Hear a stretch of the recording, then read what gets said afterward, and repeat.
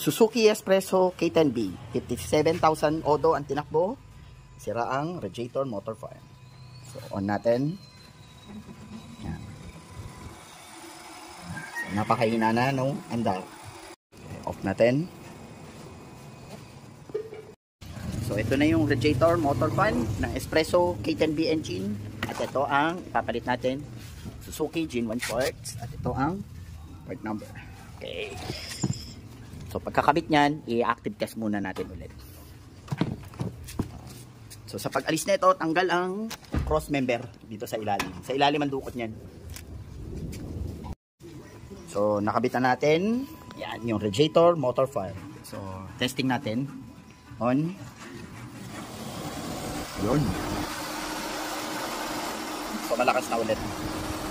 So, bleeding din kami ng coolant dito. So, tapos, nagpalit din kami ng dry belts.